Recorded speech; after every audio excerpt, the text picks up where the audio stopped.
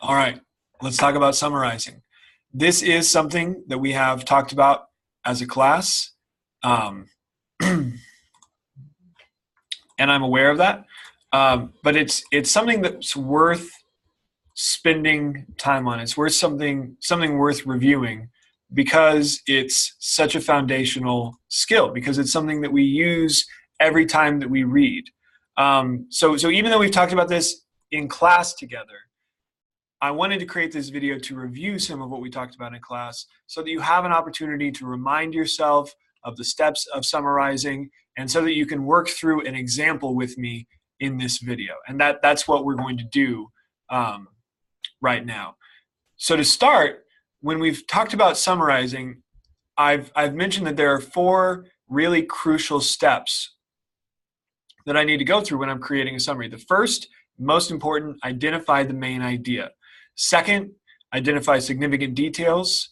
Third, once I have the details and main idea, I need to analyze how the details develop and support the main idea. And then last, I need to write a summary of the passage. Once I have the details, once I have the idea, once I see how it all works together, I can create my summary. So let's unpack these a little bit.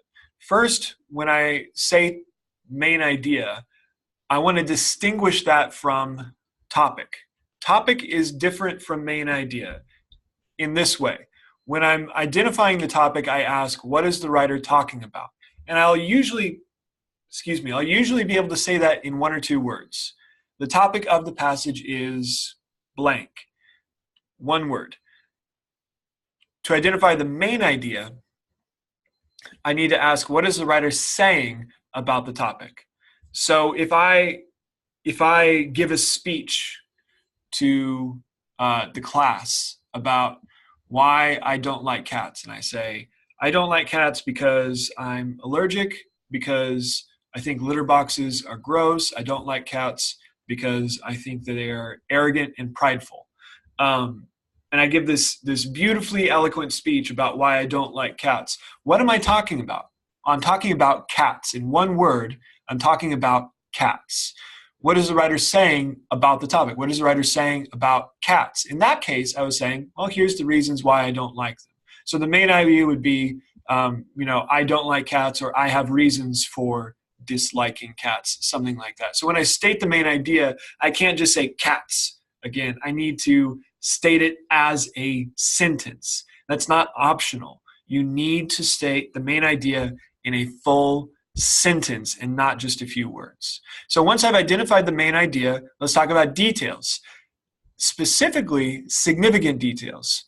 The first thing to know when we're talking about details is that interesting details are not necessarily important details. Everything we read is going to be full of interesting stories and facts and jokes and there's going to be all of these sentences, all of these details that are only there to keep us interested, that are only there to keep us reading. When I'm creating a summary, none of those should be in my summary. The summary should be as boring as possible because I want it to be condensed, focused, short. So interesting stories, funny stories, things like that don't belong in a summary. So just because it's important doesn't mean it's, just because it's interesting doesn't mean it's important. Second, important or significant details are details that impact the meaning, purpose, or tone of the article. They help me understand the main idea or what the author is trying to communicate, or they help me understand why the author is writing or how the author feels. And sometimes those kinds of details are also worth including in a summary. And obviously, if it's significant, it should be in your summary. So let me give you a couple practical tips when you're writing your summary. Now that you have the main idea, you have the details, you see how it all works together, here are some practical tips. 3 things to not write in your summary. First off, don't say I. You don't belong in your summary. Second, don't say you. I don't belong in your summary either. We are not part of the summary. All you're doing when you're writing a summary is you are reporting what somebody else has said. And the last thing is do not say should. A summary is not a time to give advice or to take a stand, unless you're saying the writer thinks everyone should have cats or everyone should get rid of their cats, that's fine. But if you're writing your summary and you say, I don't like cats, or you don't like cats, or cats should be celebrated, whatever, those are not things that we should say in our summary. So don't say I, don't say you, don't say should. Those are things we need to avoid. So right now, we're going to look at an example. We're going to look at a short passage. It's going to be 3 paragraphs.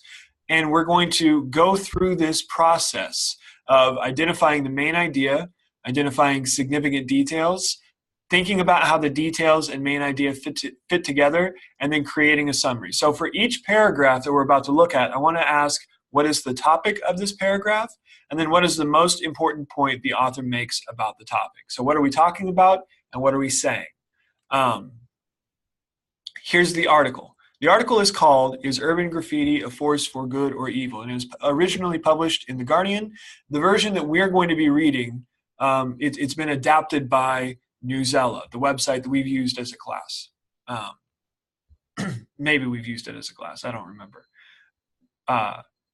So let's, not important. Let's go ahead and look at this article. Here's the first paragraph. The Anti-Social Behavior Act of 2003 defines graffiti as painting, writing, soiling, marking, or other defacing by whatever means. Anything from a quickly executed tag to a detailed mural could be considered illegal, and the artist subject to a $6,500 fine or prosecution. But despite this clear-cut definition, there are double standards in the way graffiti is perceived. The law creates pockets of permission for some artists while punishing others. So here, the topic, the thing that we're writing about, is graffiti. That's the topic of this paragraph. You could maybe say the Anti-Social Behavior Act is the topic, but we really only talk about that in the first sentence. And then after that, we sort of broaden our topic to just a discussion of graffiti. So when I'm thinking about, okay, what is the writer saying about graffiti in this paragraph? Well, it's illegal. But is it always illegal? Because they also say the law creates pockets of permission. So there are some times that graffiti is not illegal. So it seems like the main idea here is that graffiti is illegal sometimes, but then it's also illegal sometimes. So I think that what the writer says, we can just use the writer's words when we're creating a main idea statement. So for this paragraph, I wrote, there are double standards in the way graffiti is perceived. There are double standards, meaning some people like it, some people don't. There are double standards in the way graffiti is perceived. And I just took that from the passage, and that's fine. You're allowed to do that. So there's my one sentence main idea statement. Now notice what I left out when I did that. I left out the $6,500 fine. I left out any mention of the Anti-Social Behavior Act of 2003, because those details are just illustrating the point that there is a double standard, that there's double standards in the way graffiti is perceived. So I don't need to include those details. I need to look for the core, the core nugget of truth here that the writer is saying, and that's all I need for my main idea statement. So let's continue. Let's look at another paragraph. Since its contemporary birth in 1960s Philadelphia, city leaders have tended to condemn graffiti as mindless vandalism. Policing later began leaning toward the broken window theory. This theory argues that if petty crime like graffiti is visibly ignored, it could inspire more serious offenses. The UK spends $1.3 billion on graffiti removal each year. So this article was published in the UK. The Guardian is a British publication. So what are we saying here? Well, the topic hasn't changed. We're still talking about graffiti. What are we saying about graffiti? It looks like, in the first sentence, city leaders condemn graffiti as vandalism. Vandalism's bad. Policing starts talking about a broken window theory.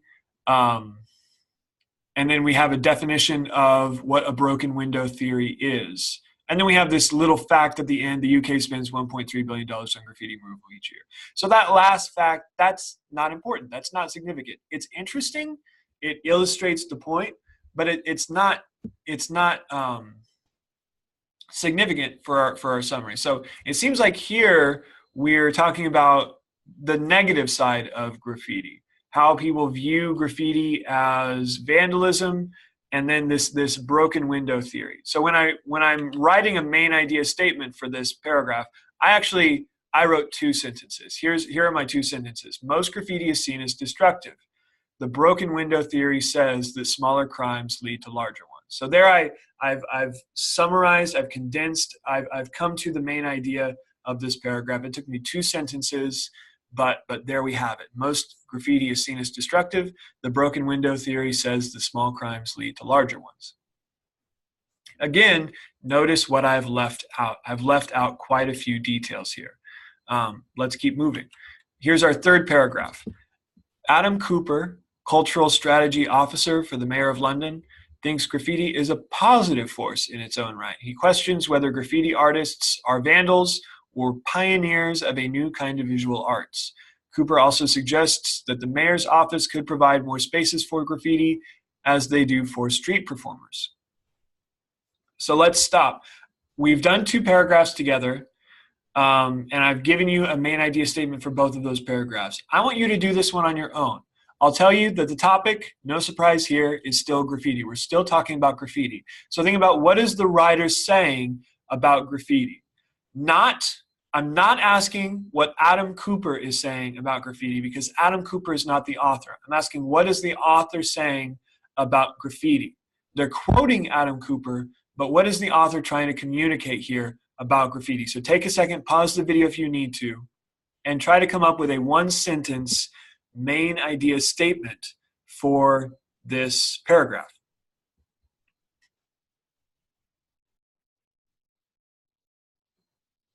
Hopefully, you have a main idea statement ready. I'm going to share mine with you. Here's what I wrote. Some people believe that graffiti is something that can make a community more beautiful. I think that's what Adam Cooper is saying. I think that that's what the author is trying to communicate, that there are people like Adam Cooper out there who view graffiti as positive, as something that beautifies a community. I think about, it's not necessarily graffiti, but I think about all of the murals that have been going up around downtown Wichita. And I like driving down Douglas and seeing those murals. I think about those things as making our city more beautiful. And a lot of them are painted in a graffiti style. So I understand what Adam Cooper is saying here. So once I have reviewed the points, those three main idea statements, I need to ask, is every point key to understanding the author's ideas? In this case, because I only have three, I'm going to assume, yes, all three of those are important. Eliminate any that are unnecessary, joining the remaining points to create a summary of the entire text. So let's take those three main idea statements that we just wrote, and let's put them together into a summary of the entire three-paragraph text that we just looked at. Here's what I have. There are double standards in the way graffiti is perceived. Most graffiti is seen as destructive. The broken window theory says that small crimes lead to larger ones. However, some people believe graffiti is something that can make a community more beautiful. There is my whole text summary. I took those three paragraphs, I broke them down into 4 sentences. I didn't change the main idea statements when I put them together into the summary, except I made one addition, which is that word however. And that's if we go back, let me jump back right here. Identify the main idea, identify significant details, analyze how details develop and support the main idea. So I was thinking about, how do these details fit together? How do these details develop and support the main idea? And it seemed like we had kind of two sides of an argument. So I needed a word to indicate, okay, here's one side and then here's another. However is a good word to indicate that. So on the one hand, we have most graffiti is seen as destructive. On the other hand, however, some people believe graffiti is something that can make a community more beautiful. So we have two sides of an issue. And I think that's a theme that's going to come out in the rest of this article. We're not going to read the rest of the article, but there you have it. We identified the main idea, which we found the main idea in the first paragraph. There are double standards in the way graffiti is perceived. That's the main idea of the whole passage. And then we looked for significant details. We talked about the broken window theory. That does seem pretty significant. Once we have our significant details, we're going to think about how do these all fit together and support the main idea of there being a double standard. I inserted the word however to make that relationship a little bit more clear. There's our summary. And that's all I have. I hope that this video has been helpful. Feel free to watch it 2 or 3 more times. Get out there and keep summarizing.